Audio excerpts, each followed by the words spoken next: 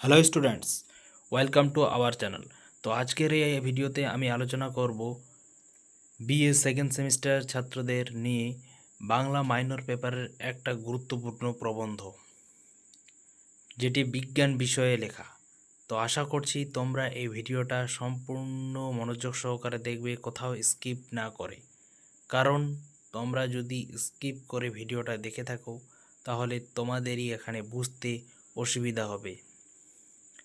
আর এই প্রবন্ধ তোমরা যদি মনোযোগ দিয়ে ভালো করে শুনতে পারো তাহলে আশা করছি তোমরা এখান থেকে 100% সঠিকভাবে প্রশ্ন কমন পেয়ে যেতে পারো।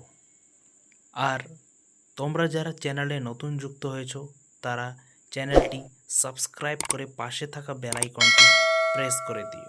তো শুরুতে আরেকবার বলি যে বিএ সেকেন্ড সেমিস্টারের বাংলা মাইনর পেপারের রবীন্দ্রনাথ ঠাকুরের বিজ্ঞান মনস্কতা অথবা বিজ্ঞান প্রতি অথবা বিজ্ঞান ভাবনার যে পরিচয় পাওয়া যায় সেই বিষয়ে আজকে আমরা আলোচনা করব।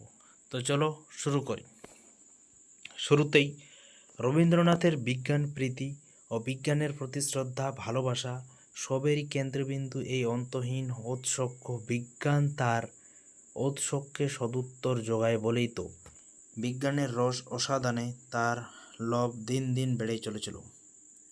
যিনি রবীন্দ্রনাথের মনে প্রথম বিজ্ঞানের বীজ বপন করেছিলেন, প্রকৃতি ও প্রাকৃতিক ঘটনা নিয়ে এক অনাবিল ঔৎসুক্য সৃষ্টি করেছিলেন, তিনি ছিলেন সীতানাথ ঘোষ। জীবনস্মৃতি ও ছেলেবেলা দুটি বইতেই রবীন্দ্রনাথ ভ্রান্তিবশত সীতানাথ দত্ত বলে উল্লেখ করেছেন। রবীন্দ্রনাথের গৃহে নানা বিদ্যার আয়োজক এর শিক্ষক তার প্রতি আকর্ষণ ও শ্রদ্ধার কারণই হল বিজ্ঞান শিক্ষাদানে তার অভিনব পদ্ধতি, যা শিক্ষণীয় বিষয়টাই তার কাছে আকর্ষণীয় করে তুলল। বিশ্বপরিচয় গ্রন্থের উৎসর্গপত্রে রবীন্দ্রনাথ লিখলেন, আমার বয়স তখন বোধ করি 9-10 বছর। মাঝে মাঝে রবিবারে হঠাৎ আসতেন সীতানাথ দত্ত মহাশয়। তো কবি এখানে বলেছেন যে আমার বয়স যখন 9-10 বছর তখন রবিবারে মাঝে মাঝে সীতানাথ দত্ত এখানে এসে উপস্থিত হতেন। আজ জানি তার পুঁজি বেশি ছিল না, কিন্তু বিজ্ঞানের অতি সাধারণ দুই একটি তত্ত্ব যখন দৃষ্টান্ত দিয়ে বুঝিয়ে দিতেন, আমার মন কি হয়ে যেত, বিস্ফারিত হয়ে যেত। দেবেন্দ্রনাথের সঙ্গে হিমালয়ে বাস নিঃসন্দেহে রবীন্দ্রনাথের জীবনে এক গুরুত্বপূর্ণ ঘটনা। বিস্তৃত প্রশান্ত প্রকৃতির সঙ্গে প্রথম সাক্ষাৎ। পিতা দেবেন্দ্রনাথ মহাকাশ মহাবিশ্ব সম্বন্ধে বালক রবীন্দ্রনাথের মনে বিস্ময় ও কৌতূহল জাগিয়ে তুলতে সমর্থ হয়েছিলেন। তো রবীন্দ্রনাথের বাবা দেবেন্দ্রনাথ মহাকাশ ও মহাবিশ্ব সম্বন্ধে বালক রবীন্দ্রনাথের মনে বিস্ময় ও কৌতূহল ও আগ্রহ জমিয়ে তুলতে সমর্থ হয়েছিলেন। প্রক্টর এর বই থেকে বাংলায় জ্যোতিষ্কবিদ্যার প্রাথমিক জ্ঞান দান করেছিলেন, যা রবীন্দ্রনাথের এক মহাসম্পদ হয়ে রইল। মহাবিশ্বের কৌতূহলের ফলশ্রুতি রবীন্দ্রনাথের প্রথম প্রকাশিত প্রবন্ধ হচ্ছে কি গ্রহগণ জীবের আবাসভূমি, তত্ত্ববোধিনী পত্রিকায় 1874 খ্রিস্টাব্দে প্রকাশিত হয়েছিল। এখনও প্রাপ্ত তথ্যের ওপর ভিত্তি করে এটি রবীন্দ্রনাথের প্রথম প্রকাশিত গদ্য রচনা বলে মেনে নেওয়া হচ্ছে। রবীন্দ্রনাথের প্রথম প্রকাশিত গ্রন্থ হচ্ছে কি কবি কাহিনী, যেটি লেখা হয়েছিল 1878 সালে। খুবই গুরুত্বপূর্ণ একটি লাইন। 17 বছরের তরুণ অসাধারণ এক লাইন সৃষ্টি করলেন, নিশাই কবিতা আর দিবাই বিজ্ঞান। কবিতা বস্তুটাই উপমান উপমেয় রূপকের সমাবেশে ধোঁয়াশায় ভরা, আর সেটাই কবিতার অহংকারের জায়গা। বিজ্ঞান দিনের আলোর মতোই পরিষ্কার, সেখানে ধোঁয়াশার কোনো স্থান নেই, এটাও তার অহংকার।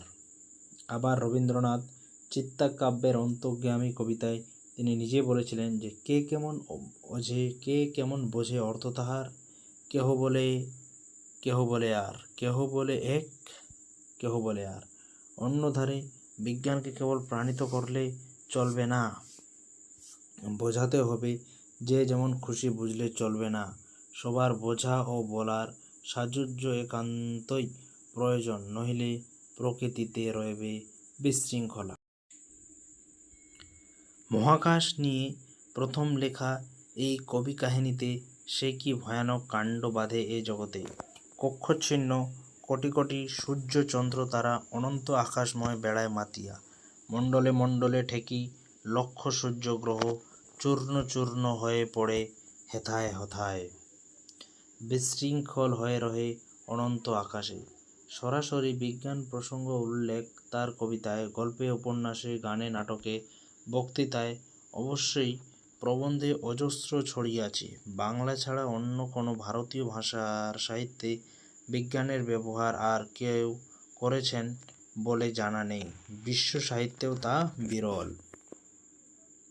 রবীন্দ্রনাথের সৃষ্টিশীলতার পরিসর অন্য জায়গায়, যেখানে তিনি অনন্য কোনো শিশু অথবা ছাত্রকে বিজ্ঞানের তত্ত্ব বোঝাতে সাধারণত শিক্ষক বিজ্ঞান সংশ্লিষ্ট নয় এবং পারিপার্শ্বিক প্রাত্যহিক জীবন থেকে উদাহরণ টেনে এনে কঠিনকে সহজ করেছেন, রবীন্দ্রনাথের পথটা বিপরীত। প্রাত্যহিক জীবনযাপনে সহায়ক উপদেশকে সহজ ও গ্রহণীয় করে তুললেন। বিজ্ঞানের উদাহরণ দিয়ে জীবনে ব্যর্থতার জন্য অনুশোচনা জীবনের রস অনেকখানি নিংড়ে নেয়। কাজেই এ কাজ বর্জনীয়। এটা বোঝাবার জন্য তিনি বিচিত্র প্রবন্ধ গ্রন্থের 15 আনা প্রবন্ধে বাতাসের মিশ্রণের উদাহরণ টেনে বললেন, বাতাসে চলনশীল জ্বলনধর্মী অক্সিজেনের পরিমাণ অল্প, স্থির শান্ত নাইট্রোজেনই অনেক। তো এখানে বলেছেন যে প্রবন্ধ গ্রন্থের 15 আনা প্রবন্ধ বাতাসের মিশ্রণে উদাহরণ টেনে বললেন যে বাতাসে চলনশীল জ্বলনধর্মী অক্সিজেনের পরিমাণ অল্প, স্থির শান্ত নাইট্রোজেন অনেক। যদি তাহার উল্টা হয় তবে পৃথিবী জ্বলিয়ে ছাই হয়। অতএব জীবনে অপ্রাপ্তির দুঃখ ঔচিত্যহীন। রবীন্দ্রনাথের রচনায় বিজ্ঞান যে স্বাভাবিকভাবে সম্পৃক্ত হয়েছে, বিজ্ঞানের এই প্রবেশ এত সহজ আর স্বাভাবিক ঘটেছে যে বিজ্ঞানের জন্য ছাত্র নয় এমন পাঠকও কখনো হোঁচট খান না। বলেছেন, বিজ্ঞানের ছাত্র নয় এমন পাঠক কখন হোঁচট খান না। আর সে কারণে এই প্রবেশকে কখনো অনুপ্রবেশ বলে মনে হয় না, কখনো মনে হয় না এগুলো আরোপিত।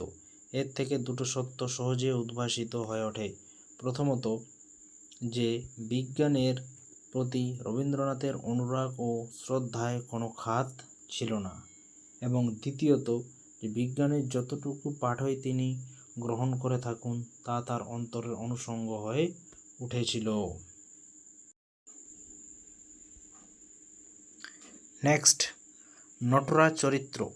শিবের মহাজাগতিক নিত্যরূপ যে ব্যঞ্জনা প্রকাশ করে তা হল সৃষ্টি ও ধ্বংসের, জীবন ও মৃত্যু চক্রের এই নিত্য 5 শক্তি, সৃষ্টি, স্থিতি, লয়, রক্ষা ও মায়ার দত্তক। এই লাইনটা এখানে খুব গুরুত্বপূর্ণ। ইতিহাসবিদদের প্রতি শ্রদ্ধা রেখেও বলা যেতে পারে যে তারা অণু-পরমাণুর গঠন, ইলেকট্রন প্রোটন নিত্য নিয়ে ওয়াকিবহাল ছিলেন না। ঔৎসুক্যবশত রবীন্দ্রনাথ ওয়াকিবহাল ছিলেন। সনাতরীর বিশ্বনৃত্য আলোচনা প্রসঙ্গে বিদগ্ধজন মন্তব্য করেছেন যে পদার্থের ক্ষুদ্রতম অংশ থেকে মহাবিশ্বের চিরচঞ্চল রূপ কবির মানসচক্ষে ধরা পড়েছিল। নৈবেদ্য কাব্যের 23 ও 80 নং কবিতার অণু পরমাণুদের নিত্য কলরল ও নব নব ভুবনের জ্যোতিষবাষ্পর বুকে পুঞ্জ পুঞ্জ নীহারিকার সৃজনবেগে ফিরে আসা চিন্তার অভিমুখ একই। বলেছে, নৈবেদ্য কাব্যের 23 ও 80 নং কবিতার অণু থেকে পরমাণুর যে নিত্য কলরল ও নব নব ভুবনের জ্যোতিষবাষ্পর বুকে পুঞ্জ পুঞ্জ নীহারিকার সৃজনবেগে ফিরে আসা চিন্তার অভিমুখ একই। বলাকা কাব্যের ছবি ও চঞ্চলা কাব্যের ইতায়ে গতি ও স্থিতির মিলনের প্রকাশ ধরা পড়ে। সমগ্র বিশ্বের প্রতিটি অণুতে যে নিত্যের আভাস কাঁপে, নটরাজের নৃত্যে তারই পূর্ণাঙ্গ প্রকাশ।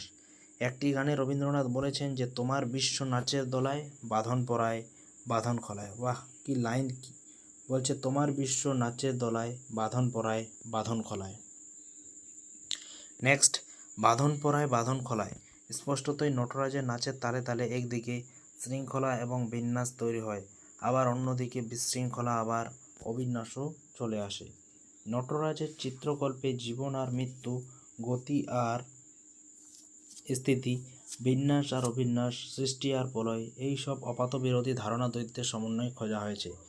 সেই কারণে প্রাণ আর অপ্রাণের সমন্বয় খোঁজা হচ্ছে যে বৃহত্তর তত্ত্বে নটরাজ তারও স্বাভাবিক চিত্রকল্পে একেবারে হাল আমলের তাপগতি বিজ্ঞানের সঙ্গে তার যোগটা কি ওইখানেই। তো এই গেল নটরাজ চরিত্র। তো নেক্সট রবীন্দ্রনাথ ও অভিব্যক্তিবাদ। দ্বিতীয়বার ইউরোপ ভ্রমণ শেষে 1890 রবীন্দ্রনাথ জাহাজে বসে পড়ে ফেলেন ওয়েলস এর ডারউইনিজম। তখন তার বয়স ছিল 19। ডারউইন তত্ত্বের মূল বিষয় হলো যে মানুষ বা প্রাণীকে আমরা এখন যে রূপে দেখি, আদিতে মানুষের রূপ এটা ছিল না। এককোষী জীব ও ইতর প্রাণী থেকে বহু প্রজন্মের রূপান্তরের মধ্যে দিয়ে মানুষের আজকের রূপের চেতনায় উত্তরণ। রূপান্তর বা বদলটা সাধারণ আকস্মিকভাবেই ঘটে। এই বৈপ্লবিক তত্ত্ব বলল সপ্রাণ সংস্থা ও প্রজন্মান্তরে নিজেদের গঠন ও ব্যবহারে কিছু পরিবর্তন ঘটায়। পরিবেশের সঙ্গে মানিয়ে নিজের অস্তিত্ব ও প্রজাতির প্রবাহমানতা বজায় রাখার জন্য এই বদলকে তিনি মিউটেশন বলে বললেন। আর পুরো পদ্ধতিটাই হলো প্রাকৃতিক নির্বাচন বা ন্যাচারাল সিলেকশন। এইখানে খুবই গুরুত্বপূর্ণ যে বলেছে যে পরিবেশের সঙ্গে মানিয়ে নিজের অস্তিত্ব ও প্রজাতির প্রবাহমানতা বজায় রাখার জন্য এই বদলকে বলা হয় মিউটেশন। আর পুরো পদ্ধতিটাই হলো প্রাকৃতিক নির্বাচন বা ন্যাচারাল সিলেকশন। বলেছে পরিবর্তিত পরিবেশের সঙ্গে মানিয়ে নিয়ে পরবর্তী প্রজন্মের মধ্যে সেই পরিবর্তন প্রবিষ্ট ও পরিবর্ত করিয়ে যারা টিকে থাকলো তাদের অস্তিত্বই বজায় থাকলো। এটাই যোগ্যতমের উদ্বর্তন তত্ত্ব বা সার্ভাইভাল অফ দ্য ফিটেস্ট। যারা পারল না তারা বিলুপ্ত হয়ে গেল। প্রাকৃতিক নির্বাচনের মধ্যে দিয়ে প্রতিকূল পরিবেশকে জয় করে প্রাণের অস্তিত্ব বজায় রাখা ও বিকাশ ঘটানোর কাজটাই হচ্ছে এভলিউশন। তো তোমরা এই জায়গাটা খুব ভালো করে একটু দেখে নেবে। নেক্সট বলেছে এ তো ঈশ্বরের কৃতিত্বকে সরাসরি চ্যালেঞ্জ জানানো। তিনি স্রষ্টা এ ধারণাকে অস্বীকার করা, ঈশ্বরের দূত ও ধর্মের অভিভাবকরা তো এর বিরোধিতা করবেই। এই কিছুদিন আগে পর্যন্ত আমেরিকায় কি চলছিল? ডারউইন চর্চা বন্ধ ছিল। বলেছে এই কয়েকদিন আগে আমেরিকায় ডারউইন চর্চা সম্পূর্ণভাবে বন্ধ ছিল, অথচ রবীন্দ্রনাথের কাছে অভিব্যক্তিবাদ হৃদয়ের নিকট বস্তু হয়ে উঠল। রবীন্দ্রনাথের কবিতা, প্রবন্ধ, চিঠি, বক্তৃতা প্রভৃতি বিভিন্ন রচনায় অভিব্যক্তিবাদ প্রবলভাবে উপস্থিত। ছিন্নপত্র এর একটি পত্রে রবীন্দ্রনাথ লিখেছেন যে বুঝতে পারি যেমন গ্রহ, নক্ষত্র, চন্দ্র, সূর্য জ্বলতে জ্বলতে ঘুরতে ঘুরতে চিরকাল ধরে তৈরি হয়ে উঠেছে, আমার ভিতরেও তেমনি অনাদিকাল ধরে একটা সৃজন চলছে। আমি আছি এবং আমার সঙ্গে সমস্ত আছে। আমাকে ছেড়ে কোথাও একটি অণু পরমাণুও থাকতে পারে না। উপসংহার বলছে রবীন্দ্রনাথের সমগ্র সৃষ্টি, কবিতা, গল্প, নাটক, উপন্যাস, গান, বক্তৃতা, প্রবন্ধে বিজ্ঞানকে তিনি এত বিপুলভাবে ব্যবহার করেছেন সেটাই বিস্ময় উদ্রেক করার। এমনকি তার চিত্রকলাও বিজ্ঞান প্রতির আলোচনায় প্রবেশ করতে পারে। তার আরও কারণ রবীন্দ্রনাথের ছবি আঁকার বিপুলতার বিস্ফোরণ 1930 সালের পর যখন থেকে তাকে বিজ্ঞানে পেয়ে বসেছিল বলে বলা হচ্ছে। অবশ্য রবীন্দ্রনাথ ঠাকুরবাড়ির সভার সম্বন্ধে এ কথা প্রযোজ্য যে বিজ্ঞান সংক্রান্ত লেখালেখির মধ্যে তারা নিজেদের আবদ্ধ রেখেছিলেন। কোনো পরীক্ষামূলক বিজ্ঞান চর্চার কথা কেউ কোনোদিন ভাবেননি। এটা এক ধরনের শৌখিনতা বলেই আখ্যাত হয়েছে। যদিও রবীন্দ্রনাথ বলেছেন যে বিজ্ঞানে কোথাও আন্দাজ খাটে না, অর্থাৎ প্রমাণই বিজ্ঞানের আসল কথা। আর সে প্রমাণের বড় হাতিয়ার প্রধানত পরীক্ষা নিরীক্ষা, অন্তত পরীক্ষাগার। তবুও সে পথে এনারা কেউ কি করেননি, হাঁটেননি। তো এই ছিল তোমাদের উপসংহারের পার্ট। তো আজকের এই ভিডিওটা ছিল এইখানেই। আশা করছি ভিডিওটা তোমাদের যদি ভালো লেগে থাকে তাহলে তোমরা এই ভিডিওটা তোমাদের বন্ধুদের মধ্যে ছড়িয়ে দিয়ে থাকো এবং পারলে শেয়ার করে দিও, এবং ভিডিওটি ভালো লেগে থাকলে চ্যানেলটি সাবস্ক্রাইব করে দিও এবং ভিডিওতে একটি লাইক দিয়ে দিও। তো আজকে এই পর্যন্তই, দেখা হবে আবার পরের কোনো ভিডিওতে।